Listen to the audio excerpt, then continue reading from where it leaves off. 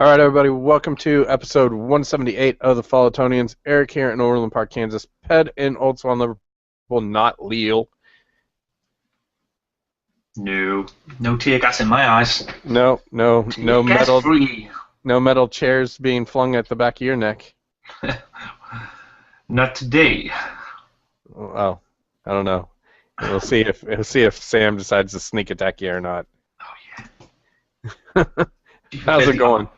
I'm okay. She prefers the RKOs. Right. That means nothing to you, but it means something to somebody. That's good. Right. Yeah. Of course, our podcast is brought to you in association with Apps Services Limited. That's what Eric's paid to do, but he obviously fails to do it. No. I mean, they've already heard all that. That's the big huge intro has already been played. They know all there is that they need to know about Apps Services. Listen, Eric. Yeah. Apps Services are paying for me to go to Wolfsburg. I am going to say that name as many times as I damn want. Why didn't they pay for me to go to Wolfsburg? If it gets me to Wolfsburg, because the money they pay us would just about get you out of Kansas. But luckily enough, it'll get me to Wolfsburg. So I will say that damn name as many times as I want, Eric Hall. Apps Services, rah, rah, rah. Okay. Sounds fantastic. Yeah. I'm exhausted. It was a crazy night last night. I managed to be given tickets to. I thought the story was going somewhere else. Then I really thought we were gonna get an insight into the Hall household, but no. No. It was World Series Game 2. More baseball talk, Ped. Does that sound good? Should we do that? Yeah, I mean, whatever. Yeah, maybe. Nah. They was won, fun. didn't they? They won. They It's won. 1-1. It's 1-1 Yep. at the moment. Good It stuff. was fun. Eric, just tell me one thing now. What's that? If you hadn't have got freebies for last night, how much would the cheapest ticket have been for last night's game? Well, the face value of the ticket that I was sitting at, which was about 7 rows from the very top of the stadium, was $200 a piece. Oh, Jesus. That was face. That was fake. No, that's not the cheapest. There's standing room only tickets where you go in and you don't have a seat. Okay, well, I've just asked you what was the cheapest ticket. I didn't ask you if you liked the story. I asked you what the cheapest ticket was. I was getting there. I was saying that I wasn't in really great seats, and they were still $200, but they were still seats. I believe standing room only face were like 175 or 180. Okay. That's just to get in the stadium. So that's just to do nothing. That's so people want to talk about the price. That's face value though. Scalpers and on secondary markets, standing room only tickets were going for $800. My tickets Crazy. were going for close to $1,000. Did at any point you think, why don't we just watch this outside in the bar and take our $800? No, not really. Okay. Because no, that's fair enough. Because I've been a fan since I can remember. I mean, growing up, American baseball is a thing. Which is odd, Eric. Can I just yeah. Which is odd because really I've never heard you talk about baseball in the 4 years I've known you till about a week and a half ago when you suddenly started getting interested at the same time that Kansas got into the World Series. Yeah, definitely. I've followed the Royals all along, and it's just they suck so bad, and by the time soccer season rolled around in the beginning of August, the Royals were already out of it. So anytime that you and I would ever talk regularly about Everton, the baseball season starts in March, and by May they're usually crap and out of it.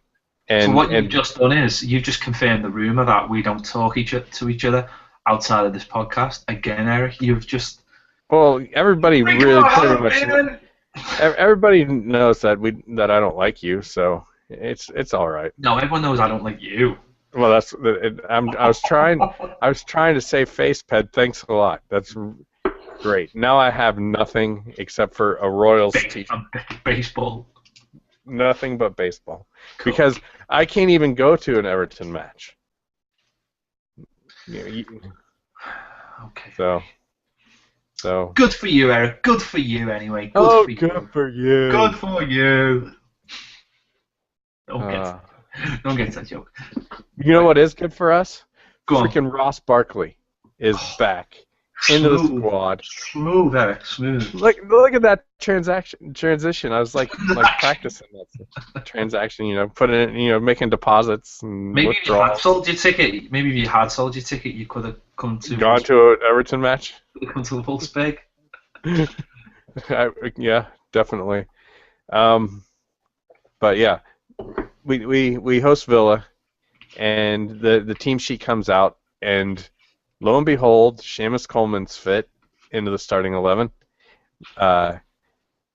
McCarthy's back. James McCarthy's back into the starting 11, and this number 20 kid that we haven't seen all year. His name's like Barkley or something. He's in the lineup for the first time, and for some reason, he's actually pretty good, Ped. He is, Eric. I know who he is, and you're just making us sound like idiots. Yeah, it wasn't too bad. It was a good team. Good team to start. Jagielka partnered with Alcaraz, which I suppose, when you look on the scale of who else could be playing, was pretty good. Was pretty okay. Osman was in the team, but because Barkley's back, because McCarthy's back, and because Coleman's back, there's not too many moans. It's it's almost just as strong as it can be. You got all your best players back in the team. So what is there to really moan about? And that got proved in the game. We were really, really good. It took us about 20 minutes to really settle into the game. But once we really settled in, and obviously the first goal coming, we from then on, we were fine and played some really good stuff. Played probably our best stuff of the season. Yeah, I was wanting to mention before we get into the match too far. We do see Alcaraz come in for Stones, who is out for forever, it seems now. But instead of playing where we'd seen Alcaraz in the past on the left side of the center half's positions, he comes in on the right side, and Jagielka stays on that left side. Yeah, which was a surprise, but absolutely. But what it did was it kept the continuity of what we've had in the last few weeks and what has worked. The right side of the player has been John Stones, and he comes out with the ball, uses it. Obviously, we all know how good he is. Jagielka has been playing on the left side, and basically that has brought out what Jagielka is good at. Just defending, just worrying about defending. Right. And it worked. It worked because Alcaraz, he's left-sided, but he's not. He's not one-footed either. He's a good. Do you know what I mean? Alcaraz is a really, really good footballer. I want to try and say this without not without sounding horrible, but he's not the greatest defender in the world, and he hasn't got a lot of pace, but he's a really good footballer. So when you're playing teams like Villa, is he like the Gareth Barry of centre halves? Not really, because Gareth Barry is a really good player, and Gareth Barry can adapt when he's got fast players around him, whereas it's not so easy for Alcaraz to do. But so basically, Jagielka just had to concentrate on defending, and Alcaraz could do what he needed to do. And when we've got a centre-back who, I think I've said this before, when we've got a centre-back who comes out with the ball, it means Barry doesn't have to drop so far back, right? Which means McCarthy doesn't have to come over, which means the next...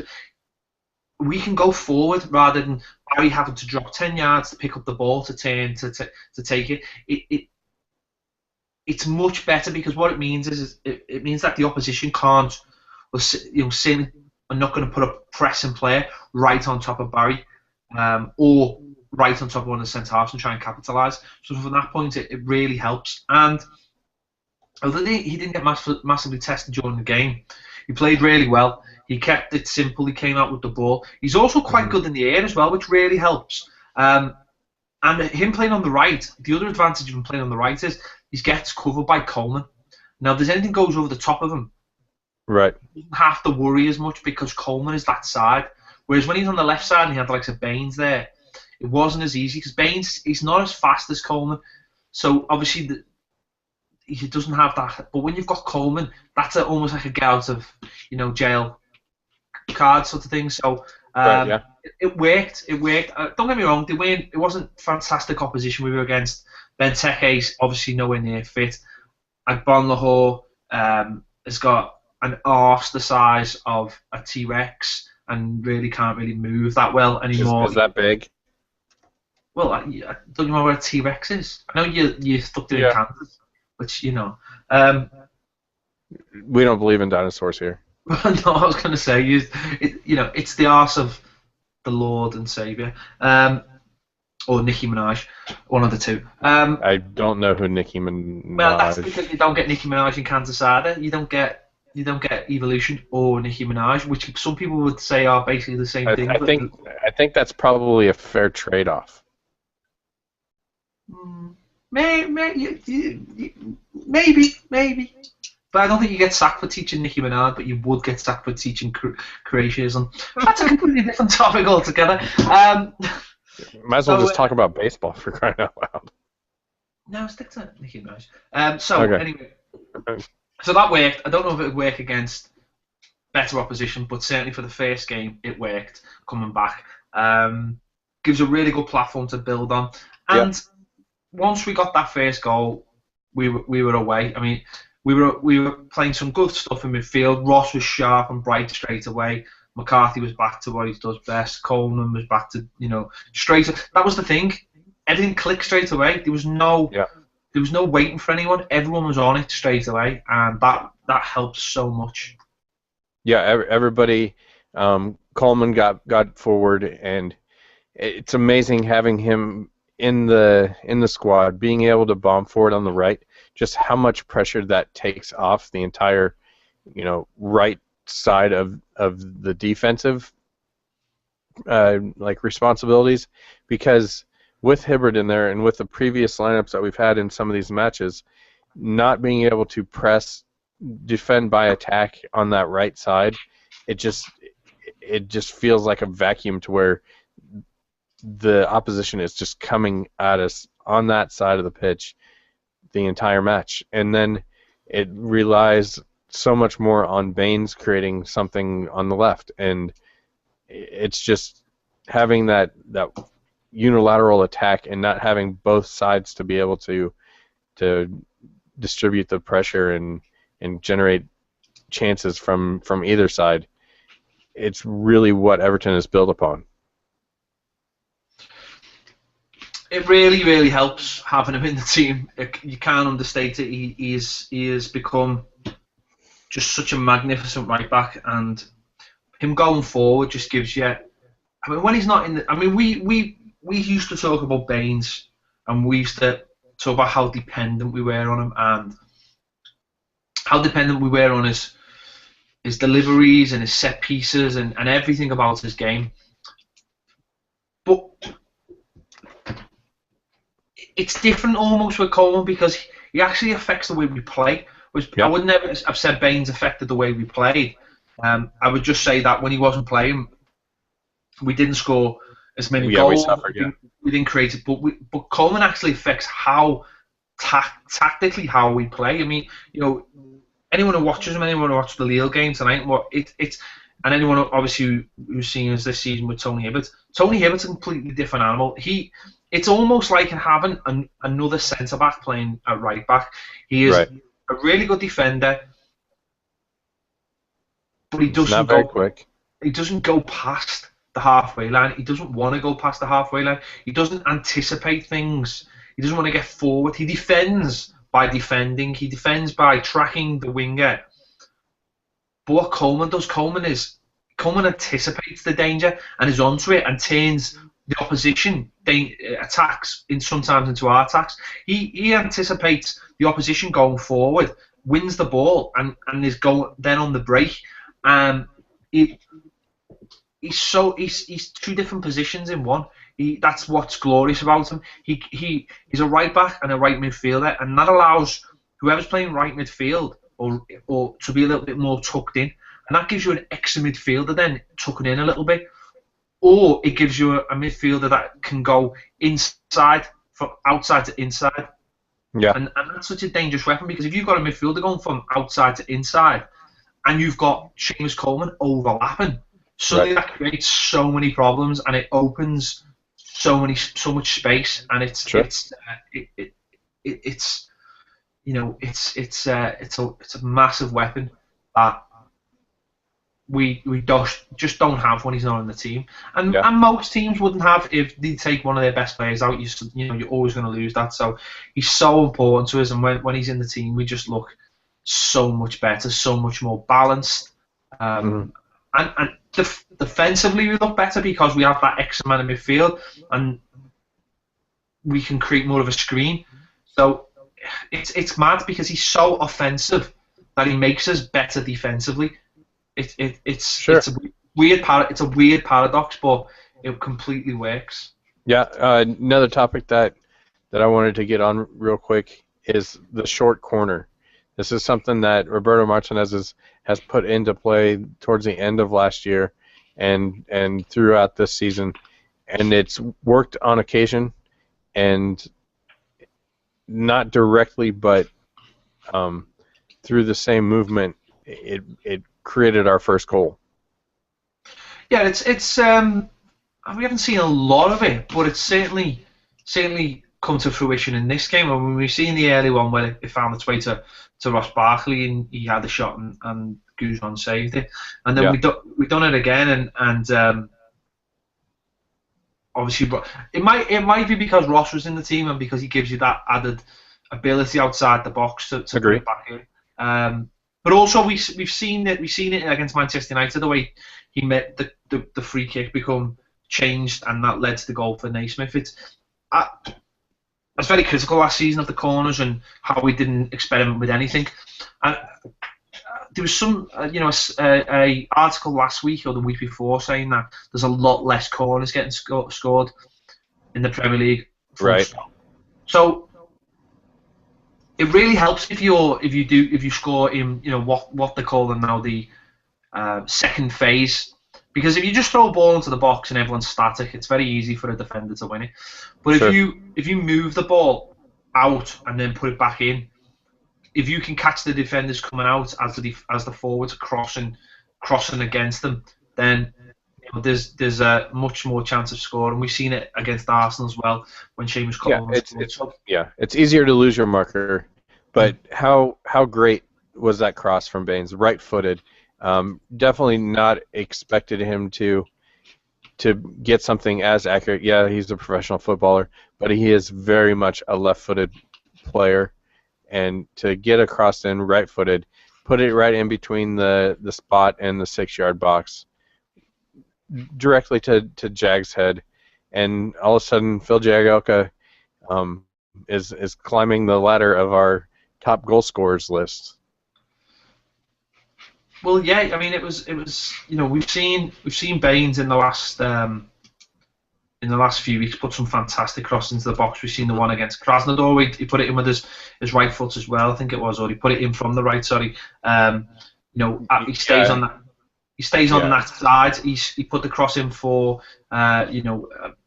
he's put the cross in at Old Trafford as well. He's he's being allowed almost to put a lot more crosses in, which is a testament to the way Martinez maybe is doing things, that he's allowing, because what we've seen last season, we didn't see as many crosses into the box. Baines has had a transitional 12 months. Last season wasn't his best season. His game's really moved on, I think. Once he got over that bad spell, certainly this season, he can play now crosses in from the left, he's playing them in from the right, he's playing that pullback ball he likes to do as well. He's given Mhm. defenders something to think about. He can drill a ball into the 18-yard box and find players, to the feet, which is fantastic for a full back to be able to any player to do. So this season he's really pushed on. I think he's third in the Premier League for making goals this season, so he's getting back up there. And with the two of them, him and Coleman are just it's phenomenal to have the pair of them. As we've seen with certain goals and one in this game, and he don't need to go back on his left foot, went back on his right foot. It was a fantastic ball, and something that we just don't do enough of, and haven't done certainly for the last few years, is getting goals from set pieces. Our centre backs. I mean, Everton have got a proud tradition of centre backs scoring a lot of goals. Derek Mountfield, Dave Watson. These kind of players scoring a hell of a lot of goals from centre back. Where used to score goals off set pieces as well, and we just haven't had any recently.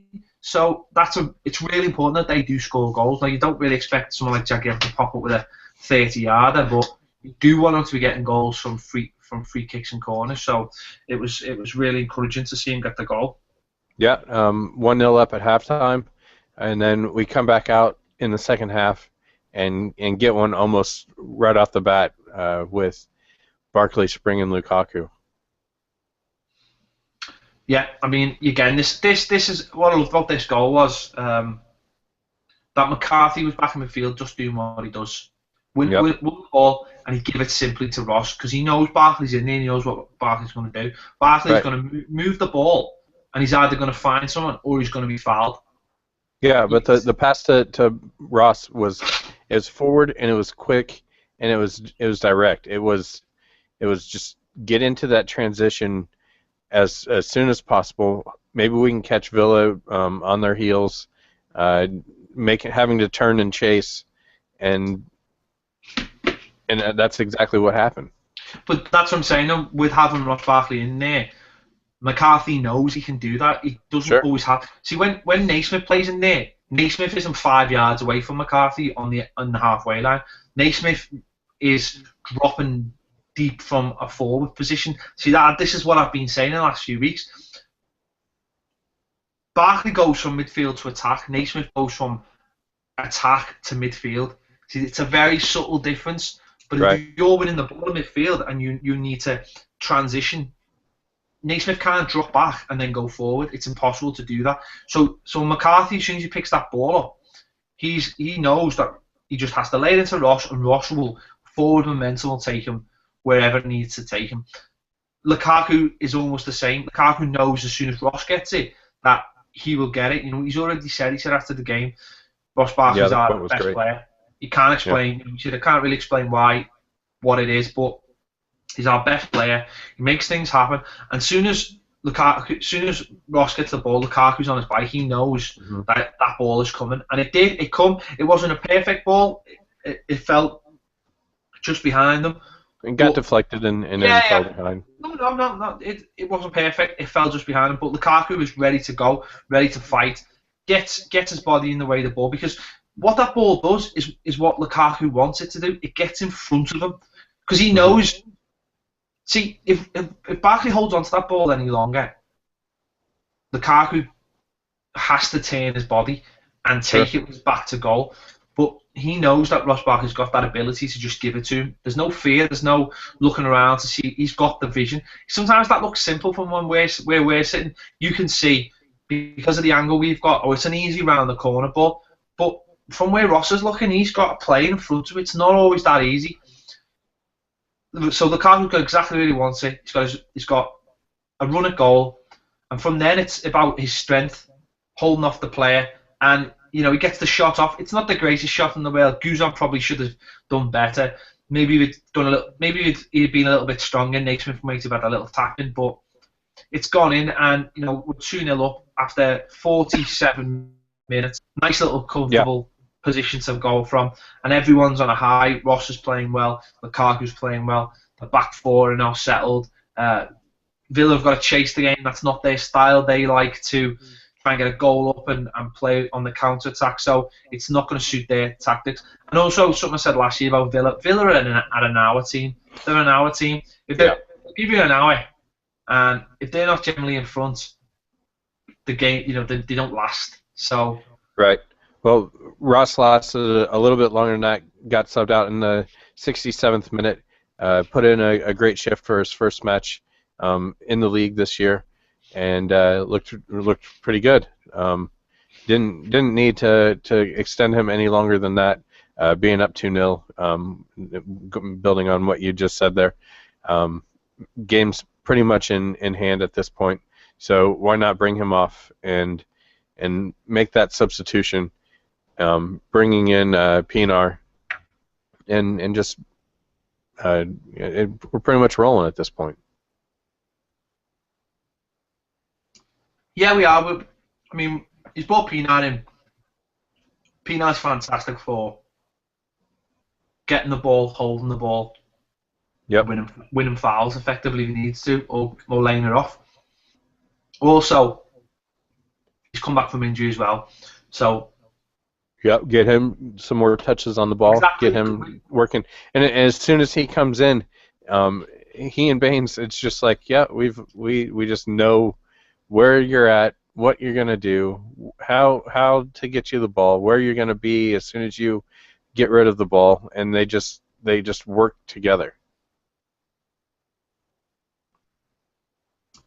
Yeah, it's back to what it was, and also it gives him 20 minutes to get himself a little bit of time before Krasnodar, before Lille, so he can be used for Lille. So they're almost the same thing.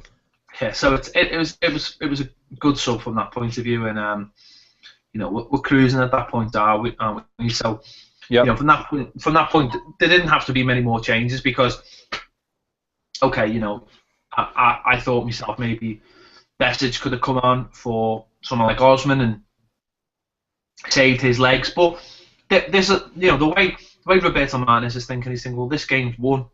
It'd have to be freak for not to win this game. I mean, 2-0 up, with an hour. When do we ever lose them games or draw them games? It only happened about 3 times so far this year. Yeah, but what it means is that he could effectively didn't have to bring anyone on. He didn't need to, and the likes of Besic could then play, Lille and a full game. Osman, you didn't have to take him to Lille or whatever. Naismith didn't have to be used for Lille. You rather than saying, well, we're going to give you 20 minutes here, then we'll give you an hour on against Lille. You can say, well, we'll give you 90 minutes and then leave you out for Lille, and we won't play Besic, and then we'll give him 90 minutes. That's the way he's thinking, and that's what's great after an hour. I mean, the other subs, Etel comes on after 87 minutes. Gibson comes on 92 minutes. So right from that point of view. Go ahead. I'm just saying he's using the squad. He's using the squad in the way he needs to use the squad. He doesn't, as I say, he can give Naismith effectively 90 minutes. He can give Osman 90 minutes because then he knows that he'll be resting him 3 days later. That's what he's got in his mind. 3 or 4 days later. So that's the way he's thinking about things. Yeah. In 76th minute, let's talk about Everton's third goal real quick because it's a foul outside of the box, but it's a very quick restart. Osman gets the ball out to Baines, and Baines gets his head up, sees Seamus Coleman of all people raising his hand, calling for it. Lukaku's at the top of the 18. Coleman is on a beeline straight for the 6-yard box, and Baines puts it blade grass perfect right onto his foot. And it's his second assist to an Everton defender in the match. Yeah, you got to give Osman a lot of credit for it. I mean, you got to give absolutely. You got to give Pienaar credit for getting the foul in the first place. Right. But Osman to grab the ball, put it down, and get it going. Well, what's funny is the guy who throws in the ball should really be marking Baines. Sure. Which is just ridiculously stupid for a professional footballer. Baines gets in loads of space, and what you just said about Coleman raising his hand, have a look where he raises his hand. Yeah, he's outside the 18 when he does outside the box, and he is absolutely just screaming into that area. Knows where Baines can put it in the corridor of uncertainty, as it's called. Knows that Baines has got that ability to thread that ball right across, and is in there for what looks like a simple tapping. But if you had like a player cam on Coleman, you would see that he's alive. I mean, not only is Osman alive to it, and Osman's seeing what's going on, and Baines alive to it, but Coleman's alive to it. Now, this is a player who hasn't played, the last 5 games. It's right. the 76 minutes, and he is screaming into that box to get himself a goal. And that is just phenomenal for me. You talk about differences in players. We talk about Hibbert, what he does for the team, but this is a right back that is buying to score a goal. That's where the top strikers become the top strikers, by doing things like that, by just sure. It's a Van Persie move. It's a Diego Costa move. I know what you can do, and I know what you're going to do with it before anybody else on the pitch does, and I'm going to get to that spot before anybody else realizes what's happening. Exactly. It's how Naismith has scored half of his goals for Everton. But that's what top strikers do. That's where top strikers earn the money, when they always say, how come they're always in the right place at the right time? It's a simple tapping. Nothing is a simple tapping. It might look like a simple tapping, but that 12, 15-yard run that he's just made to meet that ball. Yeah, it's probably just longer than that even. Yeah, you can't describe how big that is. That is so important. And if you've got a lad dying to do that in the 76th minute when you're 2-0 up, that's a lad who'll do that for you anytime against any opposition, and that's why that lad is so important to the team.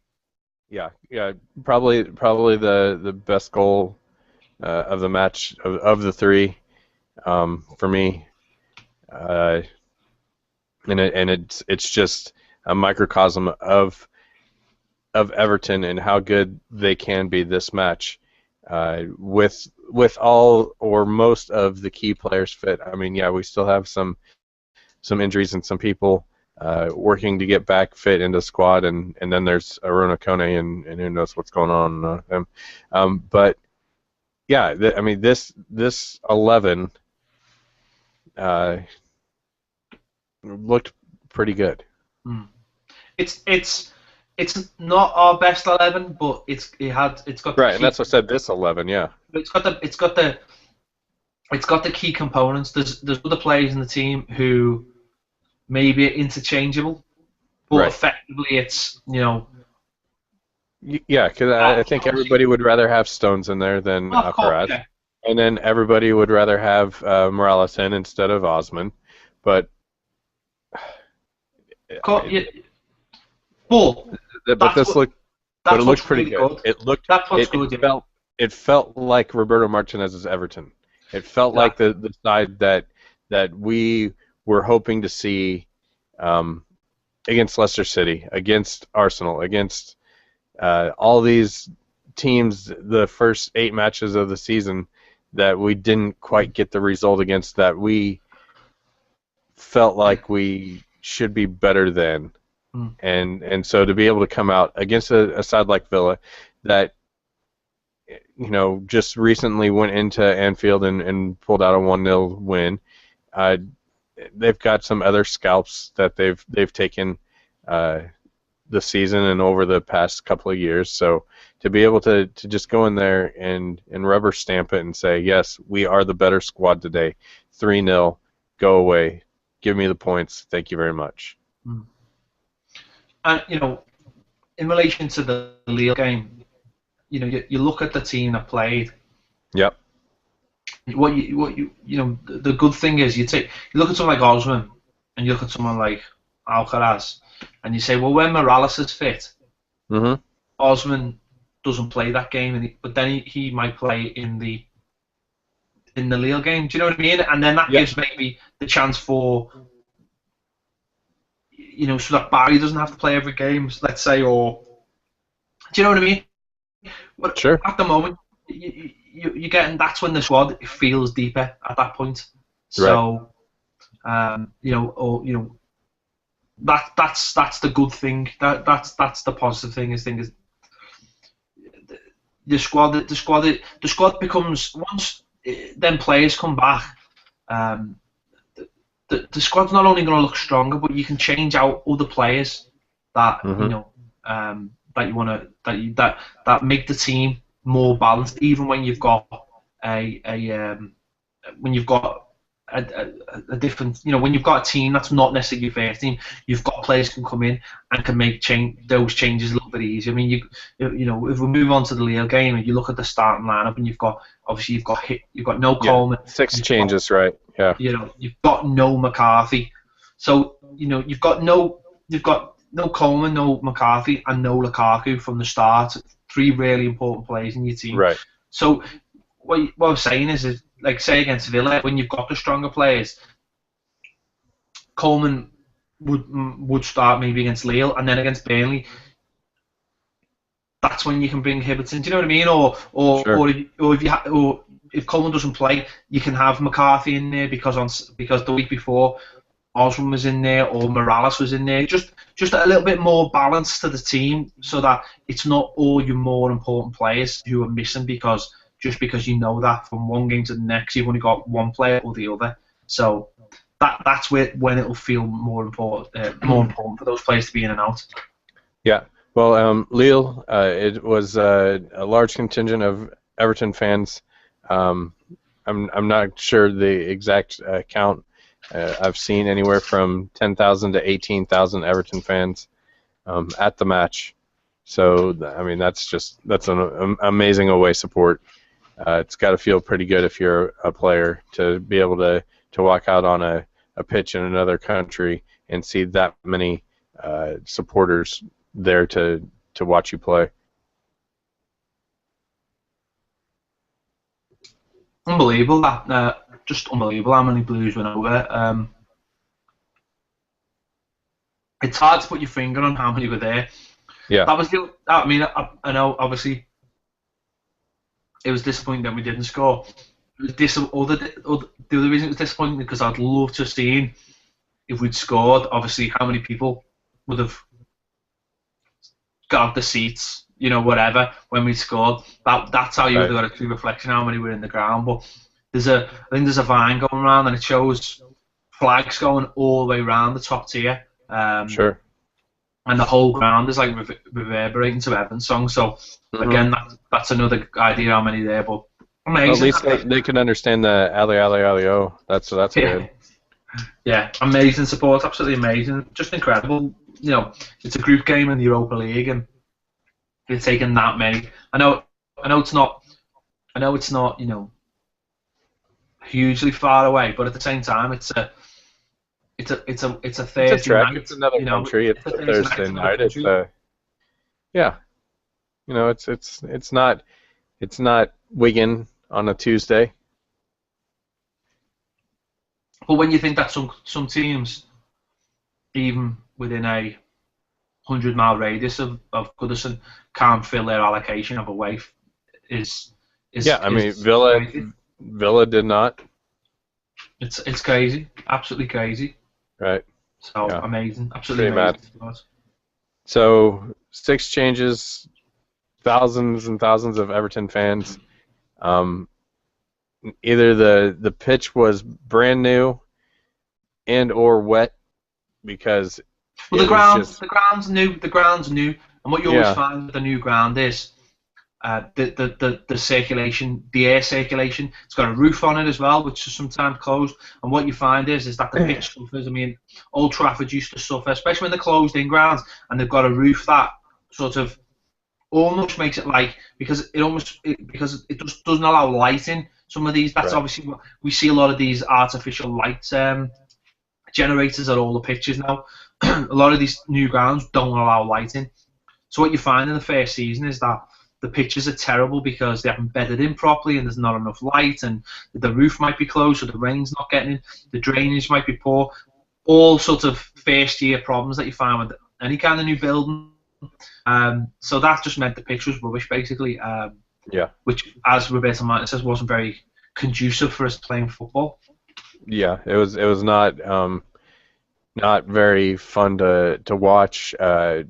Passing suffered, and I don't know if it was just we were not playing our best 11, or the 11 that were out there were not playing their best, or if it was the pitch, or a combination of everything. But we were definitely losing a lot of balls in the midfield, a lot of balls in not very advantageous position, and to where Origi was pouncing on them and getting sprung free pretty easily, and it was all we could do during some phases to keep them from netting. So it's hard to go into a whole lot of in depth, other than we never really got a chance to play, because every single time anybody had the ball, the referee's blowing the whistle.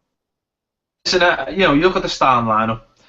Howard Distan, Jagielka, Herbert Baines, Besic, Barry, Barkley, Pienaar, McGeady, Etta. What there is no pace in the team whatsoever. There is no pace in that team anywhere, which made it very, very hard. As you say, when there's no pace, you're relying on passing. If the pitch is poor, or the players out there are not having the best game, it's not conducive to attacking football, which we clearly seen as soon as Lukaku come on. A player with pace suddenly changed the game for us. So from that point of view, we didn't have Coleman rampaging down the right. We were set up very, very defensively. You've got Barry and Besic in there. Mm-hmm. Barkley was, again, he was trying, but he just really couldn't. I think the bandage on his head was slowing him down. Well, yeah, but he just couldn't get going. His first game back on Saturday, a lot of it would have been, adrenaline getting him through that game. He just wasn't quite up to this one. Pienaar he was in and out. He was getting fouled. He was fouling himself. McGeady, just so frustrating. I mean, there was times there when he had a great chance to score. There was a couple of chances all he had to do was find the right option. I mean, there was one second half where he picked the ball up wide on the right. I think it was a good ball from Barkley. Sure. And all I'm screaming is, attack the defender, attack the defender. But as soon as he got the ball, he slowed it down, almost to have a look around to see what was going on. As soon as he stopped, as soon as he done that, the defender knew he didn't have to come and meet him. So the options suddenly closed down very, very quickly, and the ball ended up getting kicked away. So there just wasn't enough pace. But we were set up quite defensively. Like, this time coming in, I thought he did well. I thought Jags was magnificent at the back. I thought Hibbert had a good game defensively. I thought defensively we did really, really well. I mean, you mentioned Origi there, and obviously he was a major talking point because he's a Liverpool player, and the TV station over here were just, all he did was mention Liverpool and Origi all game. And it was just ridiculous, basically. And they were talking him up like he was this wonder. Yes, he had a couple of goals because he's fast and he was getting past people quite easy. But once you got over to him and didn't give him anywhere to go, he didn't really have anything. Didn't really have a trick to do anything. But we were defensive. It looked like we'd gone for a point. I mean, you could see that from the corners. Yeah. We were leaving nobody up front. We were bringing everyone back. The object of the game was not to lose the game, and that's what we did. But as I mentioned, when Lukaku came on, we looked a lot brighter and looked like we could just steal something. Yeah, almost scored immediately. He almost sprung Barkley in for a goal, McGeady in for a goal, and should have finished that. But then there's the one McGeady had it wide. Should have just driven to the byline and gotten around this defender, but. Well, he should have just got in the box, because, and I don't understand this, why more Everton players don't do this. Once you're in the box, especially if you're running at speed, the defender can't touch you. He cannot touch you. It would have to be. Coleman gets it. I think Coleman gets it. You have. He needs to share it with his friends. Yeah. If I just couldn't understand McGeady there. He's got so much time and space. If he just said, right, I'm going to run at you full pelt. You don't. The good thing about him is he can go left and right. If he'd gone full pelt at that defender and gone left, I'm telling you, the guy would have brought him down, because he would have just been on his. And he could have gone either way, and the guy would have brought him down. Yep. You just needed to go somewhere. I think McGeady's got everything, right? He's got everything. Maybe he lacks a little bit of pace, but he makes up for that in his trickery. but he just doesn't have a brain. He just doesn't have a brain to know what is the right option. Right. It's a worry because he's 28, 29. I mean, will he ever get the brain? I don't know. Maybe, I'm not going to write him off. Working with Martinez for a little bit longer, I'm sure he'll start picking up more things that he needs to do. But he is a frustrating player at times. But as I say, Lille are a very good defensive side. They don't concede too many. They haven't played too well this season. They don't concede too many.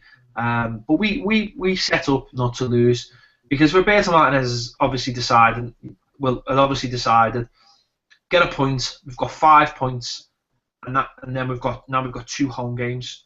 Obviously one against Lille and one against Krasnodar. And yeah, we're on 5. Wolfsburg beat Krasnodar 4-1, so they're sitting now on 4 points. Lille gained 1 point, and they are sitting in third with 3 points, and Krasnodar is in the bottom with 2 points. So obviously, I mean, if we can beat Lille in our next game. Yeah, we beat Lille next game. We're on 8. They're on 3. So that's 5 points with 2 matches remaining. So which would have basically, that would be the end of it, wouldn't it? Yeah, that's all but curtains. Especially with Krasnodar being the last game, and also the thing about the Krasnodar game is we play on the Thursday and then we don't play till the Monday because I think it's QPR at home. So you got 4 days there. Basically 4 days, certainly three days of proper rest anyway, and then the match day. So you can play your strongest team against Krasnodar. So and you'd fancy us against Krasnodar. So I mean, I still think we can easily we should easily get another 4 points. That should be the lowest we should get, and I would think 9 points would get us out. I mean, the Wolfsburg one's interesting now because they've won. They play obviously Krasnodar next at home, and that would probably set up the Wolfsburg game for the group winner by the looks of it. So yeah, or the Wolfsburg game would be a handshake. If we draw, then we're both through and don't have to worry about it. So, but yes, maybe, but I think it's more important. It is more important to be the group winner, isn't it? When you know that the Champions League teams drop into the tournament and all that, so it is important to try and get the win. So, but as I say, the thing about it is that Roberto Martinez knew that points a day would keep us going with obviously 2 home games out of the 3, and we've got a big game. We've got a big game on Sunday, and really, it's more important to win the Premier League games at the moment than it is to throw everything at a Europa League game. Yeah, definitely. We should probably take a break, and we'll be right back.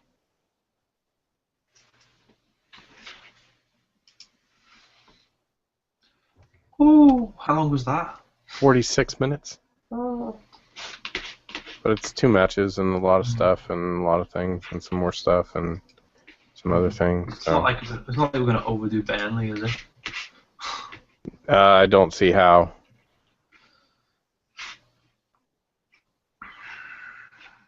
I don't think anybody's ever overdone Burnley.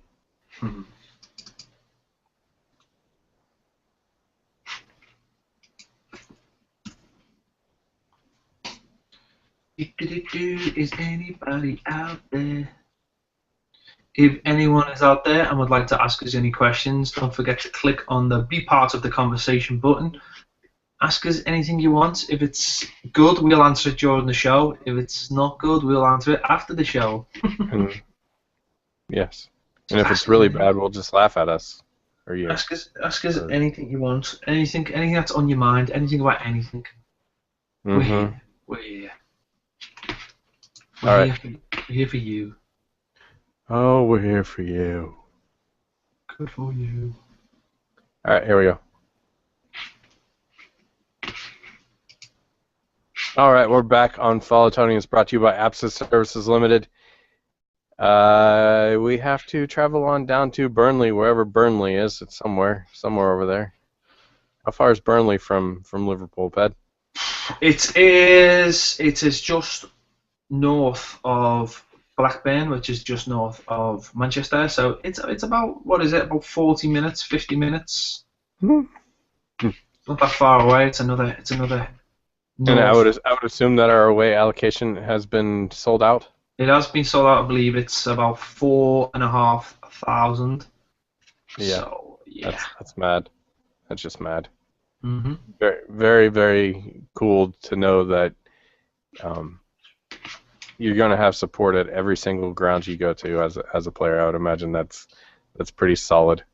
So Yeah, amazing when you think about all the Blues who went to went to uh, went to Lille, and a lot of them will and be even the going. couple that went to Krasnodar and Yeah, they'll all be there. They'll all be there again.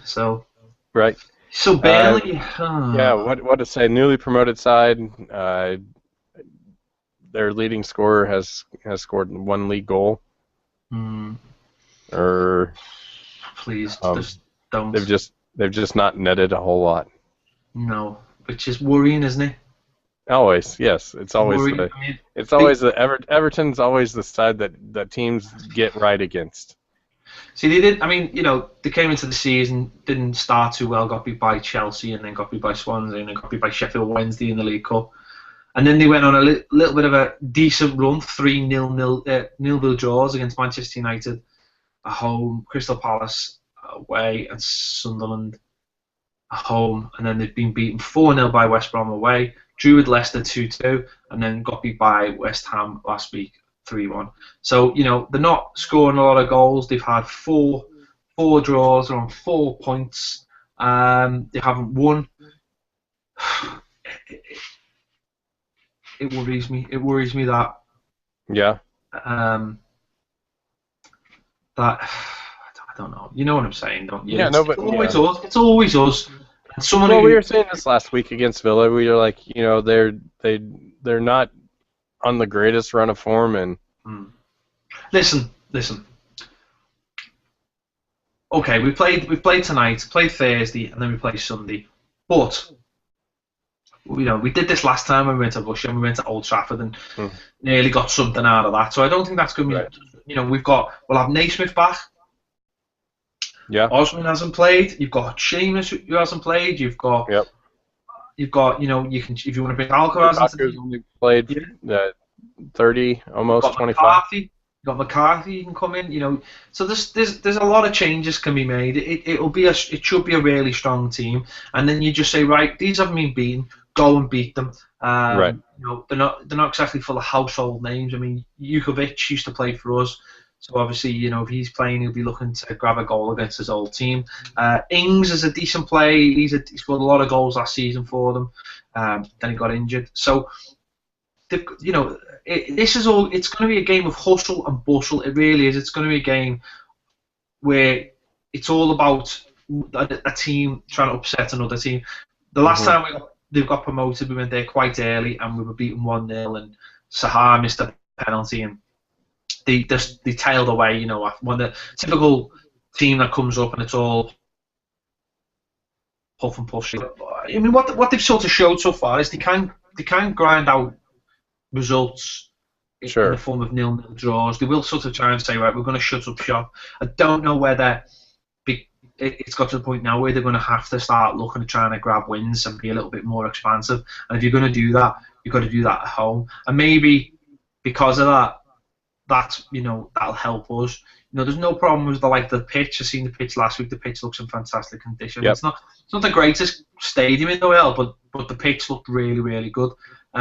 So okay, we've played tonight on Thursday. It's but the team are all in the beds Thursday night, pretty much. So they've got 2 days of full on rest now. Okay, the game's quite early Sunday, like it was against Manchester United, but again, that shouldn't be any kind of excuse. And hopefully, we go there and we try and get an early goal, quieten the crowd down, and really there can't be any excuses. There'll be plenty of changes. There'll be Yep. plenty of our better players playing. and there shouldn't be any excuses. We're a good side. We've got all our best players, near enough all our best players back now, and there aren't any more excuses now. This is the point in the season where you've got to say, right, this is where we've got to kick on. We're on 9 points now. Hopefully by Sunday, tea time, we've got 12 points. Yeah, and we're anywhere from 6th or 7th, or. Well, that's it. We're back in there. We're back in the mix again, and right. I'm not saying looking down, because there's some horrible teams in the Premier League, but. I want to be up there, and I want to be looking upwards and thinking, right, we're going to challenge again, and not worry about being bogged down in the mid-table, or even you can even be bogged down in, like, you can find yourself in like 7th or 8th and 9th and be looking up and there being a huge gap and thinking, well, what are we playing for this season? Do you know what I mean? That's the worst when you're in mid-table. You just get caught in games that mean absolutely nothing, and it's really hard to motivate yourself. And kind of like Manchester United last year. Yeah, sort of. No, but teams get bogged around at mid-table, and every game is just nothing. It's a nothing game. So every time someone comes to play them, it's a big game for them because there's something on it, and you lack the motivation. I'm not saying that's going to happen to us, but I'm saying this is the time now where you win games like Burnley, you win games like Swansea. They're the games you go and win.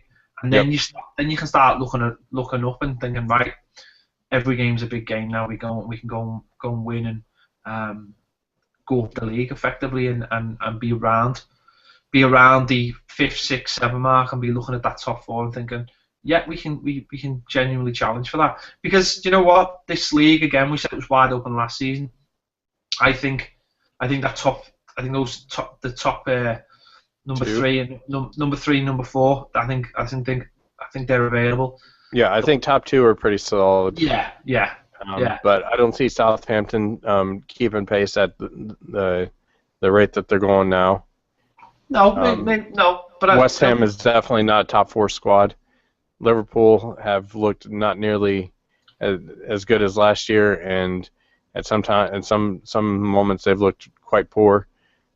United is Jekyll and Hyde, and even Arsenal lately has not impressed. Well, I said it pretty early on the season when I said that for me, there's a lot more teams out there this season that can beat other teams, and I've been proved so far right. The likes of Southampton, they're beating teams. Swansea are picking up more points. Hull are picking up more points earlier on. There's more teams up there. West Ham are up there. There's more teams that are capable of picking up more points against most of the top sides. So that, from that point of view, the top 4 are not going to run away with it like they did last season, which means that effectively a lot more teams are going to have a better chance of getting a European place this season. So, as I say, you've got to be up there. You've got to keep pace with these teams, and you've got to be looking to grab it. So again, this is, as I said, this is where we have to go and win these games. You've got to beat the teams like Villa. You've got to beat the teams like Burnley. These are the teams that you've got to get regular wins against. Otherwise, you're not going to finish in 4th. You're not going to finish in 5th if you don't beat these sides. Right. Yeah, definitely. And wouldn't it be nice to just go there? Wouldn't it be nice to go there and actually go, like we did last week, give someone who's not as good as us a good beating? Yeah, and just, like I said, rubber stamp it. We are the better side, and thank you for playing. Give us our points. See you later. Yeah, get a nice early goal and then just go and get a comfortable win. That would be nice. Sounds good to me, man. Mm-hmm. Oh, I wanted to move on to something that you put together and we put out on our iTunes feed, and it's on our SoundCloud page and our website, and about 18 other places you can listen to the stuff that we create and put out and pull together. And just wanted to give you a chance to kind of explain the Cannonball Kid David Hickson special episode that was published a few days ago. Yeah, so it's out there now, and effectively what it is how James Corbett is a good friend of the show. We know written some excellent books. He was writing, or certainly has written, he was writing the autobiography with Dave Hickson. They were writing it together, and obviously Dave died sadly last year. And when he died, James said to me, "I've got the recordings of the little meetings we had, for the book." He said, "Do you want to try and do something with them?" So I got them, and it's all when you listen. If you listen to the ones I listen to, the rough edits of them, as you can imagine, you're interviewing a man who's an elderly man, and listen, if he got asked a question about his debut, he knew everything, every single thing down to the last detail, everything, just unbelievable. Anything about his army service, everything. Yeah. But it wasn't all sort of.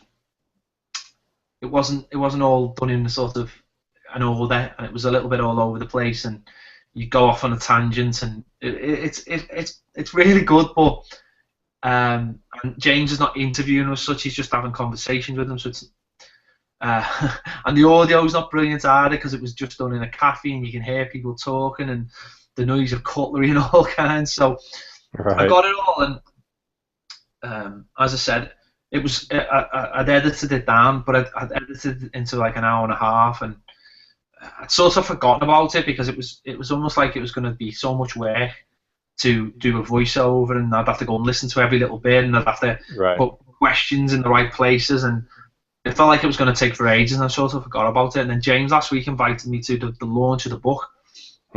He did the book after Dave died, and he changed it a little bit. He had to make it something a little bit different, and use fan stories or mementos, or put it together on almost like a journal, or like it was like a review guide, or like season. Almost like a history annual. Yeah. So I went down there, and at first I was just going to talk to James, and then I got an idea in my head for something different, and then I was going to interview different people, which if you listen to it, I have. And rather than because sometimes, without sounding horrible, if you get people on and you want to interview them, people, even though they are trying to sell you something, sometimes it feels like they're trying to sell you something. It's not necessarily the case with a lot of people, especially not James. Sometimes people feel like they are just trying to sell you something. Sure.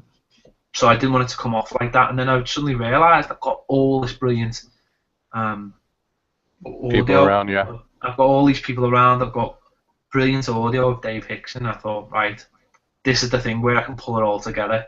Sure.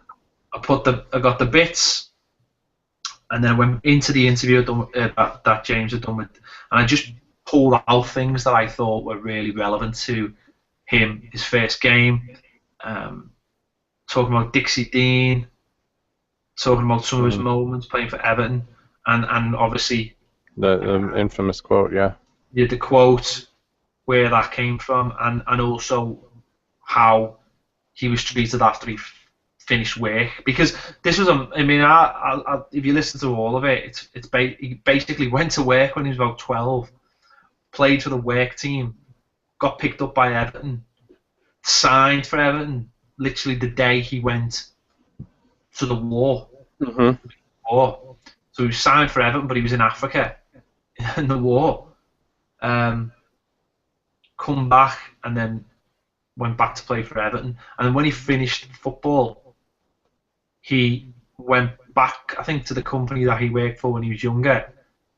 And then finished working when he was 65, and then the next day, Bill Kenwright offered him a job at Everton. And if you listen to it, you'll realise how much that meant to him. So even though it's only like a 25-minute podcast, it's something that lasts 25 minutes doesn't always mean that it was 25 minutes of work. It was a lot of work, just trying to get it down, and even just trying to, at some point in it, the sound's not brilliant, but that's that's like the best I could get it because there was a lot of background noise and as I say, but it's come together. I think it's really good and if it helps sell a few more books, brilliant because the book deserves to be bought because it's fantastic. Absolutely.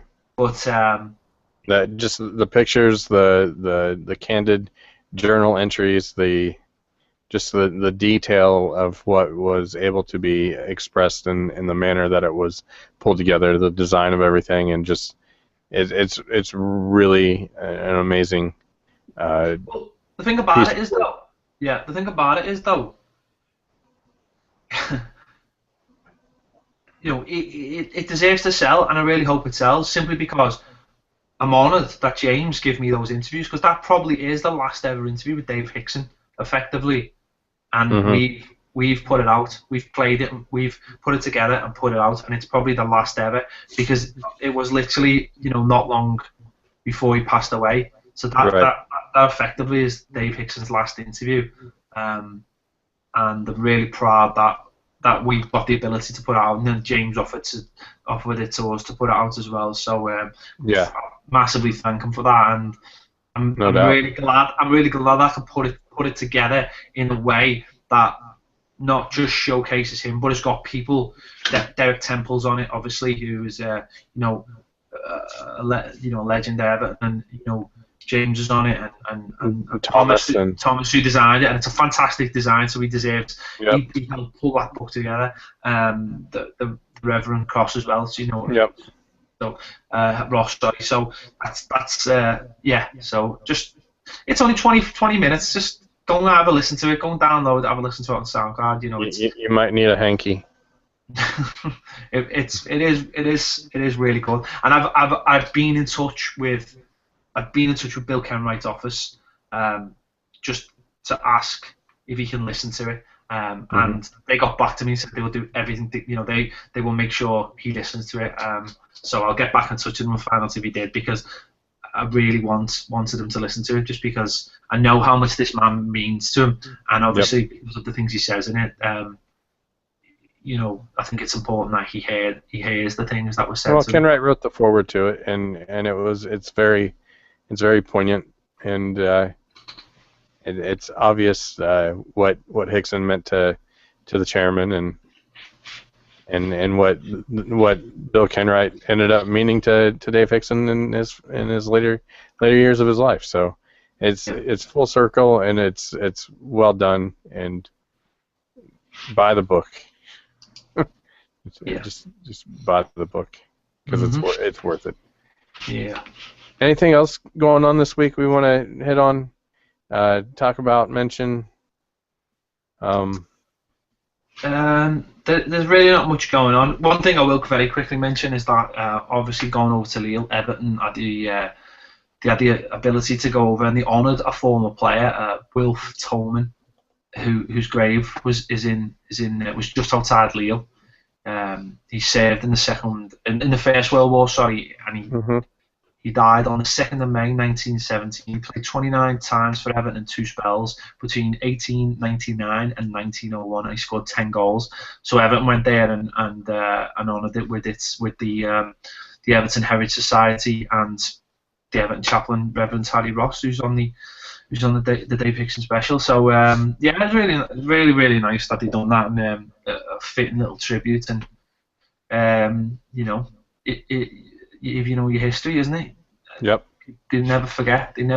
So once you're a Blue, then that's it. So really nice story. All right, everybody. Thank you so much for tuning in. 3 points at Burnley it just has to happen. Thanks for listening. Come on, you Blues. Let's go.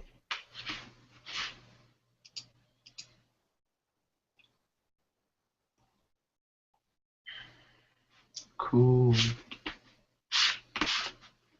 The Sunshine Terror and Diversion says, hello, can you send me a greeting? What now? I don't know.